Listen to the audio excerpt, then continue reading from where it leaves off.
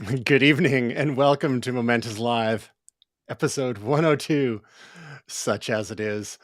I'm Tristan Jutra. I'm Will Silver. And I'm Jerome Matthew. Special guest Jerome Matthew back after months and back in the country and on the continent. Long time no see, Jerome. It's great to have you again. Thanks for having me back. It's good to have working internet. Not broadcasting from Beijing this time. No VPNs VPNs required. No. Awesome. Special shout out to Tasia and Gray, who were not able to join us this evening. Our thoughts go out to them and particularly to Tasia's family as well, and to Gray. And they're both working on some stuff this week, handling some personal issues. So, yes, hopefully we will have the whole band back together next week. But Jerome kindly stepped up, and we're going to do what we can. It all kind of came together, just barely. If you want to find out more about us at Momentous, please visit momentus.tv/links. All right. You ready, gentlemen? Shall we do this? Do you think I could remember to do the screen share first? Would that be a good step? Would that be a good step? Yes. Okay. Here we go. Mobile World Congress 2023 happened in Barcelona last week. And, or was it early this week? Let's see, the 27th. Yeah, it's between the 27th and the 2nd. So it's this week. We're remarkably current. How about that? So we haven't really covered Mobile World Congress in lots of detail in the past. And we're not about to change that because it's a lot of pretty in-depth cell phone, smartphone kind of stuff, and all sorts of brands, attendees from over 200 countries. So I'm just going to blast through a bunch of headlines here. And there's one particular pair of products that I want us to talk about because they seem to be the ones that stick out the most. But a few things that have happening this week, announcements from Mobile World Congress. We've got 240 watt fast charging from one phone maker known as Realme. That's very fast. I'd like to know what that does to that phone's batteries. 300 watt charging from Redmi. OnePlus is coming out with a foldable later this year. So joining the likes of Microsoft with the Surface Fold and Samsung with their Fold and the Royal Flex Pi. I don't know if they did any subsequent versions of that. There's rumors of a Google Pixel foldable coming this year. I know that friend of the show, Jamie, has been is anticipating that one. News from Xiaomi going global with their 13 Pro, although probably not in the United States and maybe not in Canada either. And a few other things. Nokia unveiled a new logo that everyone seems to be going, cool, but what else are you doing aside from unveiling new logos? And whoa, hot take. Exactly. But the story we really want to focus on is this pair of rollables from Lenovo. As you may recall, Lenovo has been making laptops and convertibles, laptop tablet combos, and they've got something called the Lenovo Yoga, which flips all the way back, and you can use it as a tablet. Experimenting with a lot of the yoga, yes. It's like a yogi. It's as flexible as a yogi. But so they've been experimenting with a number of form factors over the year, kind of pushing the envelope. Of course, they're also the stewards of the ThinkPad brand, which they acquired from IBM a number of years ago. So they've still been doing various versions of the ThinkPad. And friend of the show, Sam, alerted us yesterday to a couple of these rollables, including this rollable laptop screen on it says a concept. This isn't a laptop that is out anytime soon. And we'll for those who are watching the video version of this, we will show a video in a moment. But basically what happens is that when you engage the mechanism, the screen, the laptop screen kind of moves upward, and it pulls the flexible screen out of the base of the laptop, and it basically gives you double the height. It's kind of like having two 16:9 laptops stacked on top of each other. And it's kind of strange. It's almost like those old Macintosh portable, what is it called? Portrait displays that people used to use for desktop publishing back in the 80s. So That's one device. I'm going to get your guys' hot takes in just a sec. And the other thing that Lenovo was showing off was their rollable phone concept. So again, the idea of playing with the different form factors, they have a phone that they're showing off that does kind of the same thing.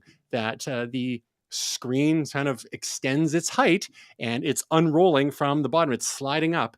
Now, one may have some questions about the durability of such form factors when you have screens rolling and unrolling like this, but it's the kind of thing that, if they can put those IKEA robots back to work, the ones that stress tested all their furniture for decades, maybe they have similar kinds of things working on these rollable screens, all those hinged phones that we've seen, the foldables and whatnot as well. So going back to, the both the laptop and the smartphone here. Let's start with our guest, Jerome. Any initial thoughts or impressions that come to you when you see these rollable laptops and smartphones? Can you see how such a device would fit into your life, utility wise? Or what concerns might you have? Yeah, I like this. This to me, it brings to life something that I myself and I think a lot of people want, which is your small portable device having more screen real estate than it has on the device itself. And ideally, in the future, is going to be a kind of a holographic system where you have a large screen like we see in sci-fi films that is available to you. But for now, we can't do that. So this is like the next best thing. And myself, I've been using the Apple function to be able to use my iPad in this way, and I really like that. I forgot exactly what it's called, handover or whatever, but it's nice to be able to use those devices to extend your desktop, because it's just not enough real estate, especially when you're doing work with multiple applications and plugins and windows, that there's never enough screen space. And for me, like 3 screens is ideal. So if you're on the road and you have a phone or laptop and that's not possible, this is to me like the next best way to get that. And I think the durability is a question, and because it's new, we have to just see how over time how well it does, with that, because with the folding devices and these kind of things, it's always an issue because it's hard on the hardware. But I think it's a very cool idea, and I think it's very useful. I totally get what you're saying, especially from a mobile point of view. Whenever I've gone on the road and had to do some work, or we're doing a live stream, for example, having just the one screen can be a little tight. I mean, to be fair, I'm using a single screen here with a beam splitter, so whatever. But I actually have a device that I connect to my laptop now that has 2 small screens that fold out like wings from the they hang on. It's a bit bulky and cumbersome and kind of cheap. It does the job in a way, especially if I'm doing other like proper work, not just the live stream, because it can really improve your productivity when you have multiple screens with extra real estate to flip back and forth between your various documents as you're working. Will, what's your what are your thoughts on these 2 concepts here, the rollable laptop and the rollable smartphone from Lenovo? Do you see utility for this kind of in your life, if others, such as say Apple, were to introduce such technologies? Of course, there's been rumors of Apple working on a foldable. Who knows if that's actually going to happen? And probably even further in the future for them to ever do a rollable. They tend to let others experiment in the public domain while they experiment at their headquarters.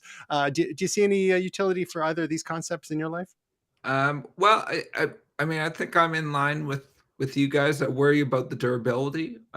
If they can work out that problem, I think, especially the laptop, I think it's interesting. I think I'd be more interested in, almost a second screen coming out or something like that on the side. Sort of like you say, I know that there are those setups where there's 2 extra screens, but they tend to be a little janky, which is a technical word for that. Yes. But I'm with Jerome. I mean, I need 2 screens, at least 2 screens. At work, I technically have 4 screens, because I also have a Cintiq as well. So I mean, just in terms of a lot of the work that I do, I have to have either reference material or material that I'm cutting and pasting from things on one side. And I have to have, you know, the program I'm working in, whether it's Photoshop or coding or what have you. And then often I have something like either a part of a screen or a whole screen where it's maybe my Slack, maybe my messaging, maybe my email, just so that when I'm working, if something comes up, I can see it. I'll often put my tools there for Photoshop or what have you. So yeah, I'm like, all the screens. Give me all the screens. All right. Well, we seem to be unanimous on that one. Interesting idea. A little concerned about the durability. We'll see when these actually end up being in real shipping products, because it's all well and good to show concepts, but only, just like concept cars, only a certain percentage of them ever actually make it to the marketplace. Moving on to another kind of in the gadget category, one that we've been sitting on for a little while, haven't had an opportunity to squeeze it into a show. It's an article from The Verge about a brand of German headphones from a company called Maestro. And looking at them, they actually remind me of another brand, which I believe is German. I think it's Sennheiser. And Jerome, you may remember back in the early 2000s when we were installing and maintaining a number of listening posts at Future Shop and Best Buy locations across BC, we were using Sennheiser headphones for those listening posts, and they were, as durable as you could get for being manhandled by the public every day. And this is a similar kind of look here. And this article talks about the some other preferred headphones, like from Sony, and you have a lot of quasi professional ones, and they're talking about the quality of the sound. You also see what happens when you use certain headphones over periods of time, and how the ear cups can get a little trashed over time. But you get what you pay for. So I just wanted to basically use as an entryway, since we've got a couple of audio guys here, and Jerome, having been in the business for a couple of decades now as an audio and music producer, engineer, and more, a composer, and good sound is important to you. And the public has been so accustomed to suboptimal sound, ever since the advent of, well, I mean, I was going to say the MP3, but ever since AM radio. So I just want to get your thoughts when you see an article like this talking about the durability of headphones and the trade-offs of durability versus sound quality, and the different use cases. One is studio is one thing, but on the road is another, and then of course there's the sound isolation and whatnot. So what are your initial impressions of what this article has to say about these Maestros? Jerome. Well, these Maestros, I think, have come out to solve a huge problem that I faced over the last over 10 years, which is the Sennheisers and the AKGs that we all used to use from Germany. Since they've no longer been made in Japan, they don't last more than a couple of years, really, if you're using them heavily every day. A couple drops and they're cracked and broken, and it's a huge problem. So, and the Sonys, even that they show there, they're very durable, but they'll look like this after a couple of years of use. They'll be all ratty, and all the ear pads will be just totally worn out, and you have bits of plastic flying everywhere, which is and really... some headphones let you actually replace the ear pads, which is handy, but not all of them do, which is a real bummer, especially the cheaper ones. Yeah, well, the AKGs have these replacement for the good ones, but that's not the problem the AKGs have. The problem is that they're not strong. The plastic is cheap, and they break or crack. And so it's great to have a durable headphone, because when if you're doing like location sound or Foley recording or something, you need something strong, because you're shoving them in the bag, you're taking them out, you're on the road, you're in the field. So for something like that, you need strong headphones, durable headphones. And I don't know too much detail about the specs and the sound, but for that kind of thing, you want something closed so that you don't hear the outside sound. But for if you're doing editing and mixing, you want something semi-open so that you hear the sound is more natural. So there's the two different usage scenarios and the different type of headphones for those things. And if you're recording yourself or you're listening to something when you're recording, you also want to hear yourself. So that's when you want a different type of headphones. So I'm not sure what their intended uses for them, but we definitely need a contender for something that's stronger than what's been made by these top brands, because none of them last very much. And so I think it's nice to have this option. Really quickly, Jerome, as a follow-up, what are your thoughts on the necessity for having the wired capability? So these, have the jacks on the headphones themselves. It looks like you could use wires of varying lengths on there, and then on the other end, you have your you can do a 1/4-inch adapter onto your 3.5 millimeter plug if you want, for devices that still have headphone jacks. Most laptops do, most smartphones don't anymore. But what are for the average listener out there? Why would someone want to wire nowadays when the Bluetooth options are getting so much better, but there's still a gap, right? Yeah, for professional applications, it's essential to have the wire, not only for the sound quality, but for minimal latency and that. So it's interesting because some top brands now, they have different options of wires. Like, for example, Bayer Dynamic is famous for having multiple versions of their headphones with different impedance for different usages, and then some of them have different types of wire. Some have this coiled wire you see here, which I don't like because it's very good for when you're in the field on location, but it's not practical for when you're in a studio. So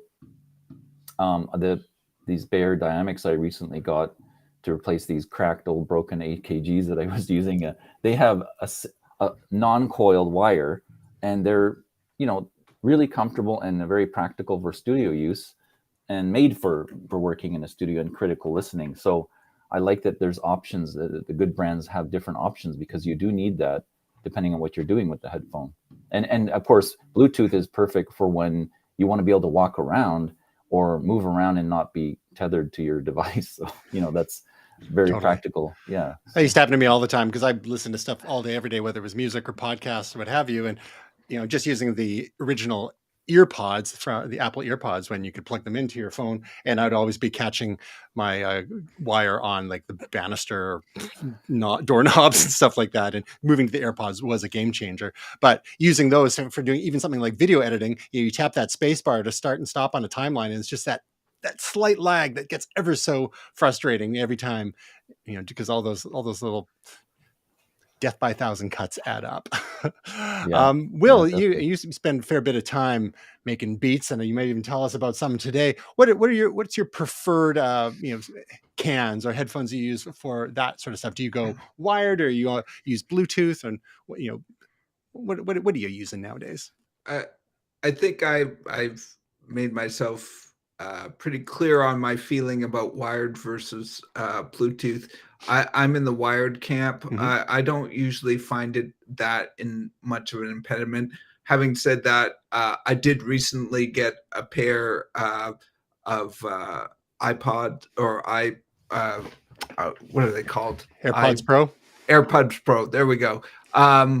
As you can see, I really researched them hard. They were given to me as part of a work thing. So, hey, the price is right. So I only converted by somebody giving me a pair of headphones. They're fine. I mean, I wear them when I'm walking. I find that's the best use for them. But as you can see at home, I use headphones. I actually have several sets of headphones. I have had the problem of wearing through the actual foam part. I also have two types of headphones that I use. So I use like studio monitoring headphones, which I have right now. I have a pair of Rain headphones. And then I think I Pioneer headphones for DJing, because my wife can't stand to hear me scratch or DJ. So I really have, and I have a couple other pairs that are just sort of backups, or I have a pair that's gaming headphones that I use for calls. If I take my laptop somewhere, I'll bring those. So yeah, I'm a wired headphone guy, and I have them from different purposes. I tend to be, I'm just going to be quite honest, I tend to be fairly cheap on my headphones. I think right now the Pioneer headphones that I have are probably the most expensive I have ever bought. I think they're like $200 or something like that. You can, as Jerome can attest, you can easily spend way more than that. How much are these Maestro ones? They're kind of cool looking. They look About like $200 US. Yeah. they look like old school, like plugs, like those wall warts that you plug in for audio gear. They got the like speed holes, or the vents. I don't know what you would call them, but they Aerodynamics. yeah, they look like the wall wart edition. But I kind of think they actually look pragmatic in a way. I like the idea of them for sure. You'll also find weird things, like even like the wires that go into the headphones. Sometimes they're proprietary, and you can only buy like if you screw up the cord, because I have cats that like to gnaw on cords. If you ruin the cord, you may not be able to get a replacement cord. So yeah, you find interesting. Excuse me, things like that. No worries. Yeah, it's nice that this has the detachable cords. And to Jerome's point, that sometimes you want different cables for with different characteristics, and then it's non-proprietary. You can do just replace it with any number of standard ones there. And I've bought some cheap ones. Like I bought some Bell Ringer. Is that the name? Behringer? Yeah, Behringer. And they were, oh man, they were cheap. They were like $40, but and they were pretty good. Like the sound quality was pretty good. They were DJ headphones, which is like crazy cheap for DJ headphones. Like they swiveled and the whole things. They lasted like a year, and I like nursed them along because they're like cracking and falling apart. And it's just like you do get what you pay for a certain extent. So that's why I invested a little bit more in those Pioneer headphones, because and man, the sound quality is great on those. Like I'm hearing bass that I never heard on the other ones. I'm like, oh my God, this song has a lot of bass. I got to turn down the bass. All right. Well, now that we've put everyone to sleep, let's move on to a topic that involves sleep, something to actually help you get to sleep if you don't just simply listen to Momentous Live. It's Pokémon Sleep, which is an app. It's a mobile game. And there's a couple of trailers that have come out. And basically, it's a game that's meant to help you get to sleep. And it's all about rest. And, in this world where we spend so much time on our devices, screen time is an issue. Now we can get to sleep with some Pokemon, and they can get up to their hijinks while we sleep. I don't know, man. I mean, I haven't really touched anything Pokemon since a little bit of Pokemon Go when it first came out. But Jerome, you've got some youngins in your life. Are either of them in the Pokemon universe? And might this kind of app help them get to sleep? Man, I wouldn't dare give my kids something like this to go to sleep, because the problem is it goes completely against the whole science of sleep, right, in itself. Because it's generally accepted now that using devices more than an hour before sleep really impedes your ability to fall asleep. So I think it's ridiculous to have an app that helps you fall asleep, unless it's something you're listening to and that the screen is like off or far away or something. It's ridiculous. But the thing is with Pokemon, if you get into the whole Nintendo universe and Pokemon stuff, there are so many Pokemon games. It's like unbelievable, and they're not cheap either. Mm-hmm. But once you get into it, there's no end to the stuff you could start playing and acquire, because there's so many of them.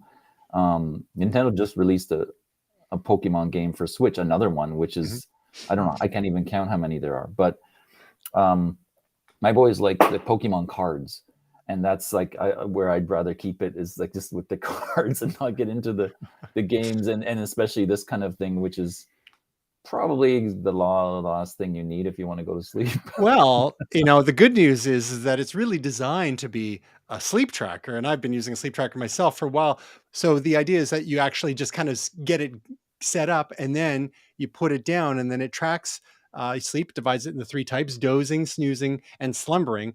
And the point is that you're not supposed to actually interact with your phone while you're trying to sleep, and it just tracks what's happening as you're sleeping. So, for those who are living the quantified self, I'm not sure how many kids are doing that, but I suspect a number of grownups might be messing with this, because there's a lot of grownups that are still playing Pokemon related games nowadays. So, I mean, to your point though, you still gotta, get it going. You're still staring at your screen while you're setting it up. And that's something that always plugs sort of does me in, is that I go to set up my sleep tracker. I'm like, oh, well, just before I do that, I'll just check Twitter, and then, see what I can get outraged about just before I go to sleep, because that'll work. So you got to stare at that screen before you set it up to go, and then start tracking your sleep. Now, Will, what are your general sleep hygiene protocols? Are you kind of like one of those people who is really rigorous about no screen time after a certain time of the evening, so you can relax, your brain can settle down? Or are you like photons into your skull right up until the time that you close your eyes and try to fall asleep? Photons into my skull, and it's probably not wise, I know, and sometimes I feel it, but I often play a little bit of a game before I go to bed.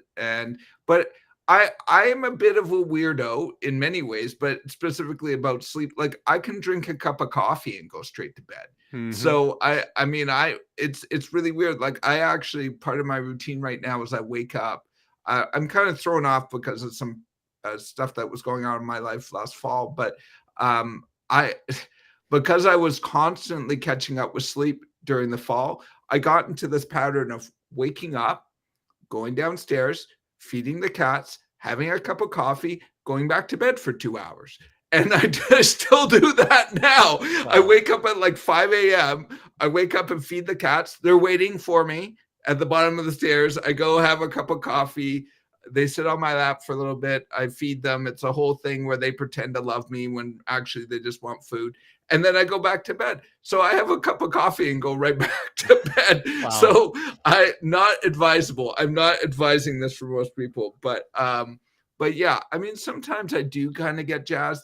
Last night, I've been, Tristan, I've been sending you some stuff, and I've kind of got into Midjourney again, because I think it's gotten a little bit better, and I've been looking for some graphics for some of the music I'm making. And well, I'll talk a little bit about that more today. But yeah, so I was doing some prompts, and then I started dreaming about my prompts, and I started dreaming about typing in other prompts. And man, does some weird stuff not only come out of AI, but when you're dreaming about prompting AI, some weird stuff comes. Oh boy! So yeah, in that regard, I wish I hadn't been doing prompts about half an hour before I was going to bed. So. Well, if you do end up needing some help with your sleep hygiene, Pokemon Sleep doesn't have a release date yet, but it's slated to launch later this year on both iOS and Android. So we have that to look forward to. But in other Nintendo news, this actually it was a couple of weeks ago now, Nintendo has added a whole ton of Game Boy and Game Boy Advance games to the Switch. So you can go and download to your heart's content. I imagine there's some prices associated with that. Nintendo Switch Online, and these were announced at Nintendo's Nintendo Direct event back in the second week of February. Now, Nintendo has done this sort of thing before with mixed results with their, I think it was like they had something on the which console was it? I thought it was the Nintendo 64, but that wasn't an online console. So I'm getting a little confused. I think they were trying at the end, but it certainly, I mean, we're talking about the late 90s. The technology wasn't quite there. Exactly. And then there was the virtual console on the Wii, but this seems like they're just like tons and tons of Game Boy and Game Boy Advance games, and the way they're presented seems pretty good. I've seen some good reviews online from some YouTubers about it. You can play games in the classic, monochrome version. Of course, there's the color Game Boy Advance games, different aspect ratios and whatnot. So, Will, I know both you and Jerome are Nintendo Switch owners. What are your initial impressions of these classic Game Boy games coming to the Switch? Because you're a Game Boyer from the old days, aren't you?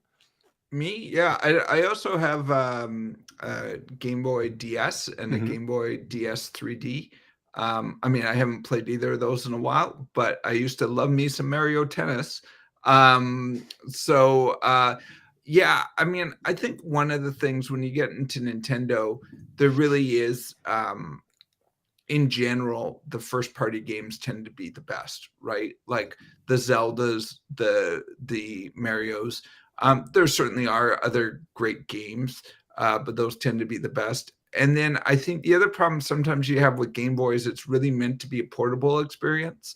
And there are some Mario games that are made specifically for the portable. Obviously, Tetris is sort of like the quintessential Game Boy game. So there certainly are some great games. But I think my concern would be, is this a game you would play on your Switch at home, or is this one you would play on the go? I think for nostalgia value, there's certainly plenty of games that are from the Game Boy that are very good, but there's probably a lot that aren't that great. So the good news is that these games are available for free as long as you subscribe to Nintendo Switch Online, which starts at $20 US per year and goes up to about $50 US per year with the expansion pack that enables all sorts of other features there. But it seems like the Game Boy games are available just on the basic plan. So that might be a decent value, although it's another example of us getting to this world where we don't actually own anything anymore. And once you stop subscribing, you lose access. So you're kind of on the treadmill forever. Jerome, you've got a Switch in your life, I believe, and a young one who likes to play it. Are you tempted to sign up for the Switch Online and share some of those classics with your kids? Yeah, it is tempting because it's real nostalgia, from playing the Game Boy to have access to those. And it's something nice that Nintendo does with all the platforms. On the Wii, they gave you access to Super Mario Brothers and all those classic games for like $5 or a few dollars. And it's really nice that now you can also have these Game Boy games just for the nostalgia. I mean, and especially because the Switch you can play it in a portable mode, and it's even more like similar to the Game Boy. But if you want, you could of course have it on your TV, which is just like much better resolution or quality, Although you can still be pretty pixely because it's just all blown up. But if you want the lean back experience, why not, right? Yeah, so it's kind of nice for that. And they're just, I think they're trying to attract people more to the online subscription because of course this is where everything's going. But I've been trying to resist that. But now they've introduced, besides this, before this, they've introduced coupons. If you're an online member, you can get these coupons that drastically reduce the cost of the game that you can use to buy games. So they're trying everything they can to get people to subscribe. And I mean, this is like that, and then this is one little push more for me. This is one of my favorite, the Donkey Kong Jr. Game Boy. With the old Game & Watch style. Yeah, love that. But so this is like, it's getting harder to resist, but I'm very like determined to resist these subscription models. But man, it's getting hard. Will, what if any game subscription services are you signed up for? I don't think I'm on any game subscription services at the moment. Not at the moment. I mean, music. I've mentioned before on the show Splice, but those are all music related things. I'm not on any subscription services. I do like, PlayStation Network a la carte. I'm on Steam, but again, that's a la carte. So that kind of stuff. How tempted are you by $20 US per year to get access to all these old Game Boy games and then some? I think it's tempting. We have bought some of the retro Marios, like Super Mario Brothers 3 and maybe Super Mario World. I'm trying to remember all the ones we bought, but we have a few of them on the Switch. And I mean, it's like we talk every week about movies and entertainment. There's only so much time, right? So, We need I more think, time, more yeah, coffee. and exactly, and I think it's very easy. And I'm not knocking anyone, but it's very easy to go, oh yeah, I'm gonna get all the Game Boy games. It's like, do you have the time to play them all?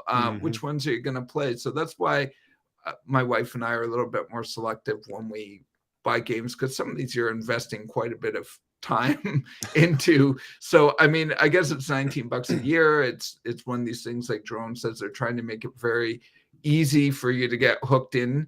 But yeah, for me, I already have so many games I need to play, and so many things I need to listen to, and so many things I need to watch, that I think it would just be one more thing for me. But that's my personal feeling on it. And I think it's really awesome that it's out there. I think it's really awesome that they're doing it and giving people access to it if that's their thing. I know some people are just like super into Mario Kart on the Game Boy. So I knew people when the places we used to work, Tristan, they used to get DSs all linked together, because you could link them together in like a local network, and they would play Mario Kart at lunch. So, yeah. So, I mean, you can do cool stuff like that. So if you want a little extra retro gaming action, but you don't want to shell out any dollars, here's a new twist from an indie developer. It's called Jane Austen's 8-Bit Adventure.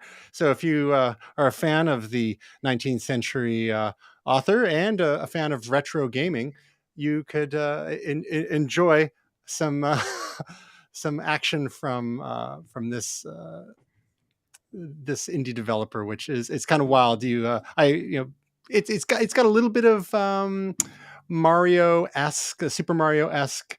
The backgrounds for sure. Some feel to it as well. And of course, I'm like terrible at games, especially when trying to do a live stream. But you can do different actions. Oh, like you can jump, and I don't even know what I'm doing.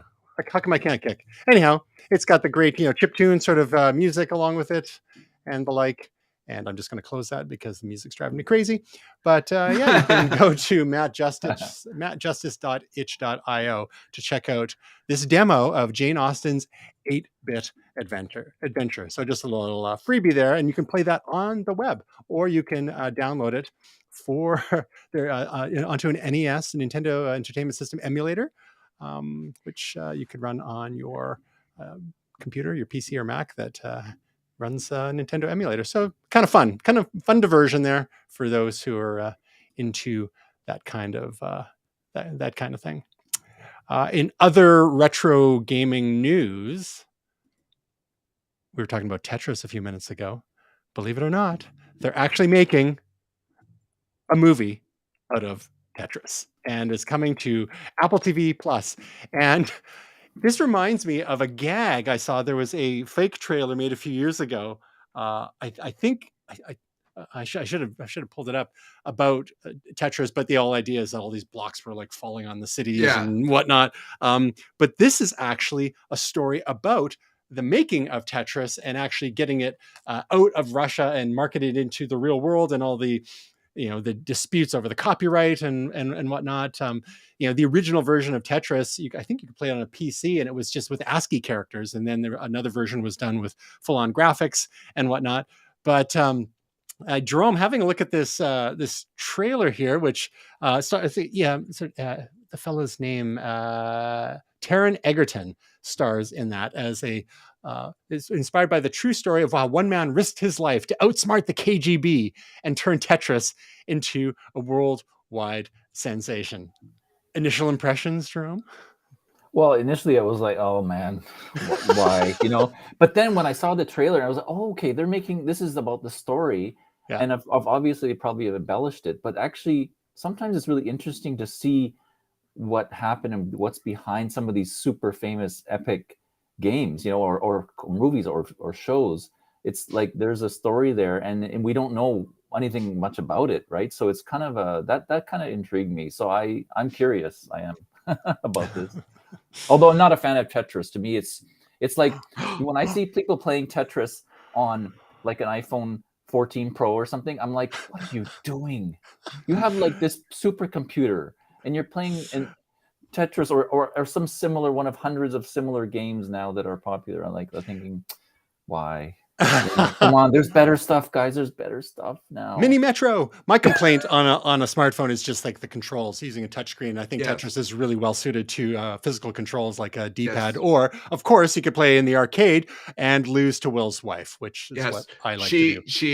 She's a Terminator. She will destroy you. Will, initial impressions of the Tetris trailer? So I'm with Jerome. I think it looks like they over embellished it a little bit, but I know it's a movie and they're trying to make it interesting. I have watched numerous documentaries, movies on gaming history, and I have heard the story of Tetris, and it is worthy of a movie. And it's somewhat of a sad story. I think this is just out there that the person who invented it didn't really get the money from it just because it was the Soviet Union and communism and all that kind of stuff. So there's a happy end to his story, but you think of how much money was thrown around for Tetris, and the person who invented it basically didn't profit from it. So, I mean, there is a lot of interesting things about the deals that were made and how things were done. So I think it's worthy of a movie. It does look like there's parts that they over dramatize with him like running out of Russia and stuff like that. Like, I don't think it quite happened that way, but yeah, no, I'm interested in watching it. And, when you see a dramatization, you see a dramatization. So, I mean, I think, it is a very interesting story. It is a different time and place, and Tetris was, it's still a game that people play and enjoy. To Jerome's point, we can play Gears of War and all sorts of $100 million games with crazy graphics on 8K TVs and all this junk. Mm-hmm. But there's something about the gameplay, and it was truly revolutionary, and so it is an interesting story. Yeah, I'm definitely going to watch it. I actually emailed the link to my wife because she is a Tetris nut, so she likes Tetris. Well, coming March 31st on Apple TV Plus, and yeah, it ticks the boxes for me. 80s Cold War techno thriller, bring it on. Yeah. And Tetris has also. I didn't play tons of it growing up or anything like that. Clearly not, because you get schooled. Yeah, but I enjoyed here and there. I remember playing it on a PC, back in the late '80s, and then I think I downloaded I found it on a version for the Mac, a black and white version for the Mac back in the '90s. And once in a while in the arcade when I want to get humiliated, but Tetris will always hold a place in my heart because a good friend of mine, Mike, who was in my high school class all through like high school, he's in my grad class. In his grad write-up, he mentions Tetris and how it's it's a good model for living because you're trying to help everyone fit in. So. It's like, oh, very deep. Yeah. All you got to do is like spin them around a few times and then slam them to the floor. All right, let's get to our picks of the week. We're keeping it tight here. Lost City. Yes. What is this? So this is a rom-com. Oh, sorry. Is this a pick? Did you watch this or is this just a I did. I watched this. Yeah. No, you're like, did you watch this? Love it. Well, I just want to make, because we're not supposed to pick just trailers. So I know. Actually watch it. That's awesome. It was out a while ago. My wife desperately wanted to see it. I'm not saying it's the best thing ever, but I enjoyed it. It did give me a lot of flashbacks to Romancing the Stone and Jewel in the Nile. Yeah. And I do have positive feelings towards those movies. I did enjoy them in the 80s. We actually went back and rewatched them not that long ago, maybe a couple of years ago during the pandemic. Still hold up. I still enjoy those movies. This one reminded me a lot, Daniel Radcliffe being a villain. What could go wrong? So it's a fun romp. Don't expect a lot from it, but it's entertaining and it's a fun movie to watch. And Channing Tatum and Sandra Bullock as well, and that's on Disney Plus. And Brad Pitt. Nice. There's some good actors just sort of having fun. It's not a serious movie, so yeah, I recommend it. We'll have to check it out.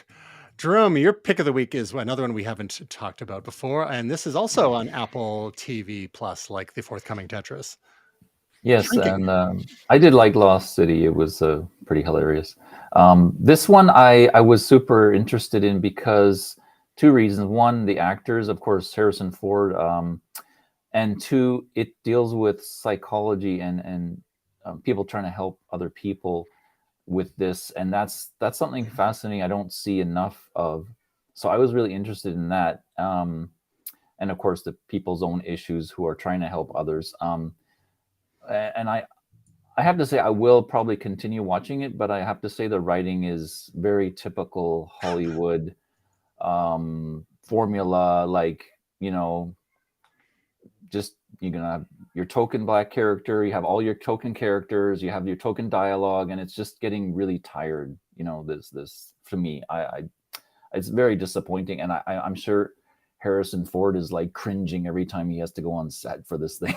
Oh no, it's interesting that the theme of this, because there was an Apple TV Plus series just last year called Yeah. The Shrink Next Door with Will Ferrell and Paul Rudd. So I've seen a few episodes of that, and it'd be interesting to compare, because they're sort of like dramedies, a bit of comedy, a little bit of drama, and Shrinking. I imagine is the same. You got Jason Segel as well as Harrison Ford, as you mentioned.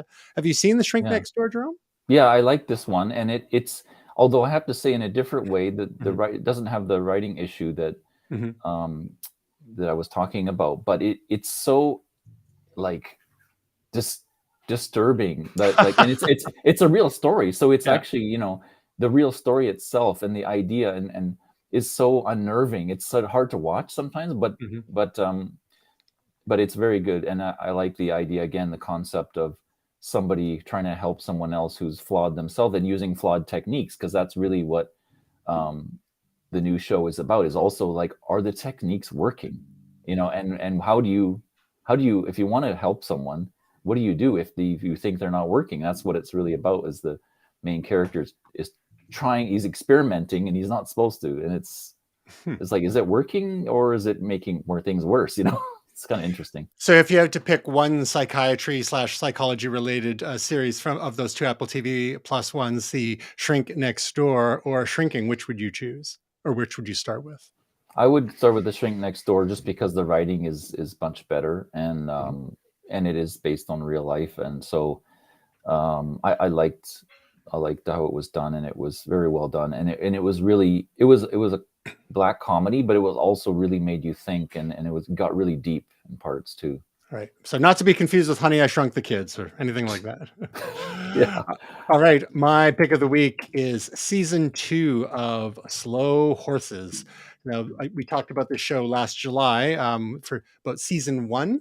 And this is the sort of spy thriller set in England, starring Gary Oldman, who is virtually unrecognizable, like a greasy dirtbag old spy who manages something called Slough Houses, where all the loser spies have to go to because they're in detention. They've screwed up somehow in their careers, and his job is to make sure they don't really do much of anything.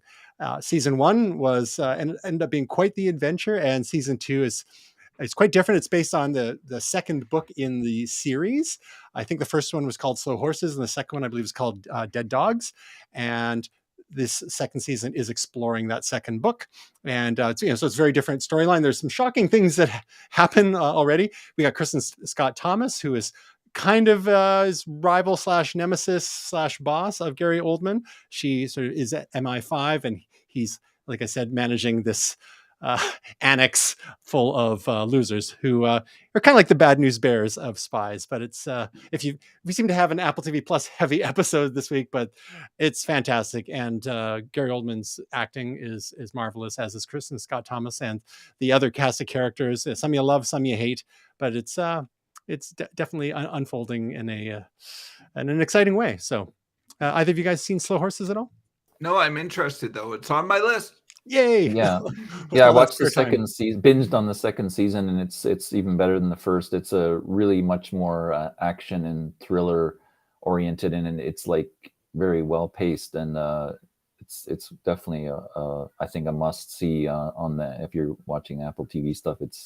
It's a good one, and it's unique. It's gotten a lot of acclaim because it's kind of unique.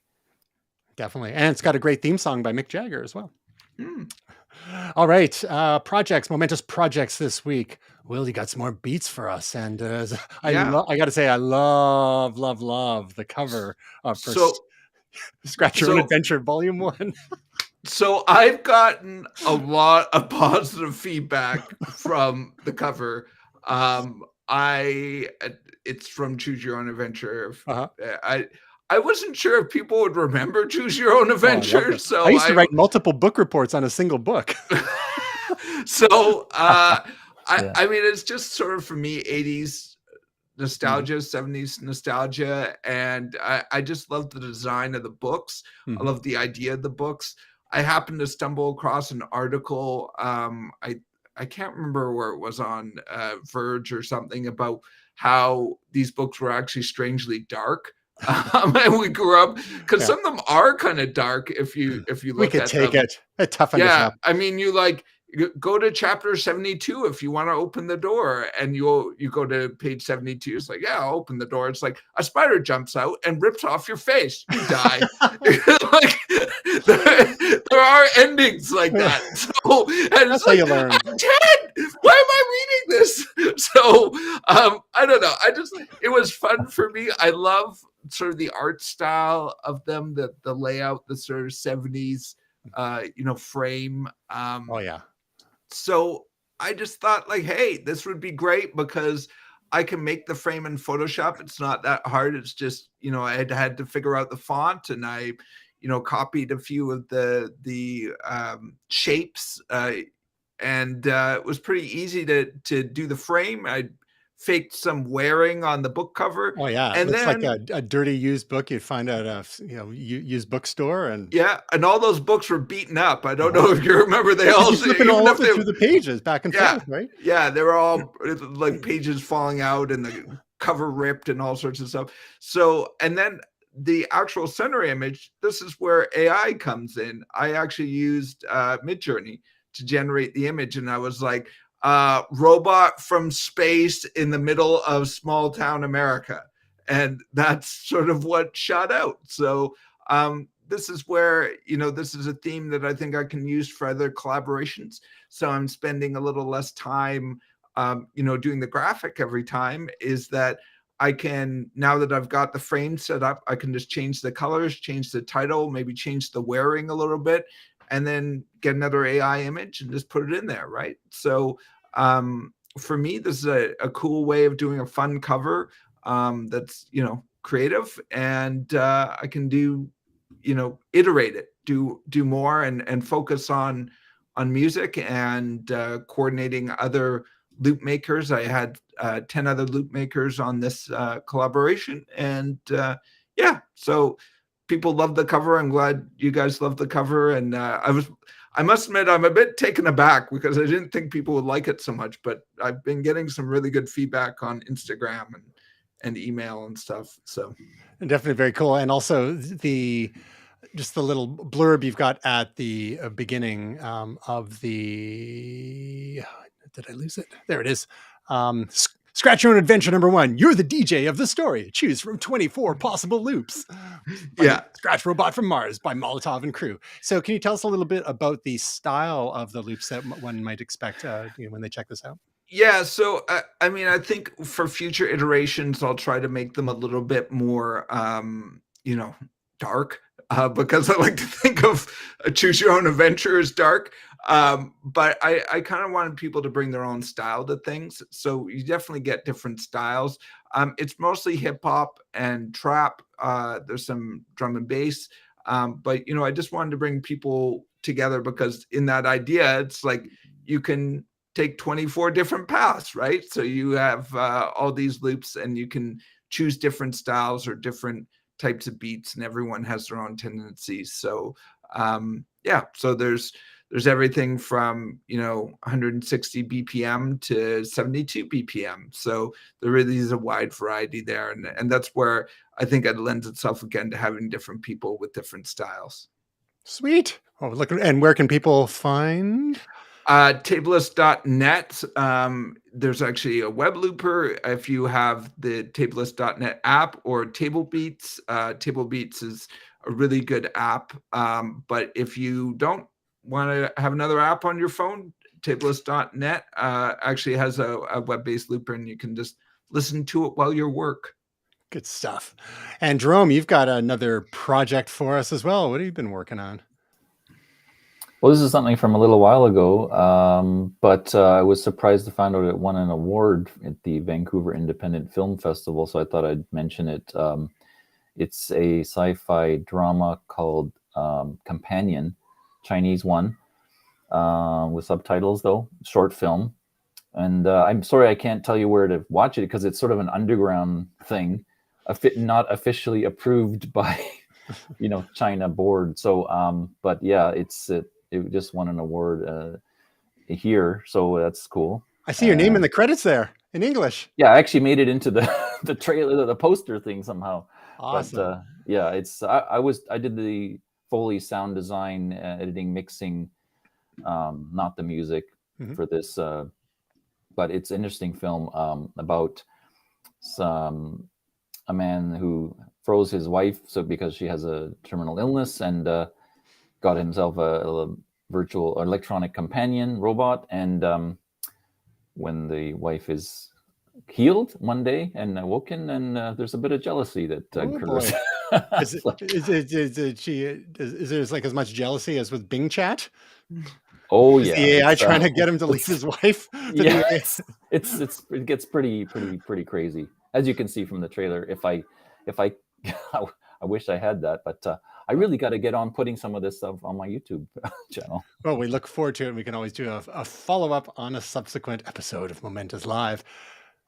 That's it, fellas. Oh, that's not it. We got one more thing. The lovely and talented Tasia Custodi, one of our absent teammates, she has yet another video. She faithfully does every week on YouTube. What is Freeform? How to use Freeform on Mac, iPhone, and iPad. And this is an app that we've played with a little bit here with the Momentous team. And it's an app you can throw any sorts of media in there, and you can draw, and you can do mind mapping and brainstorming, and you can share it with others. So it's a pretty neat little app. So she, in her 10-minute or so video though, there goes through the different aspects of the Freeform app, which you can use on your Mac, your iPad, and your iPhone for creative collaboration. We talked about it briefly, I believe, when the latest versions of the Mac and iPad and iPhone operating systems came out in the fall, but she had a chance to dig in to it a bit there. So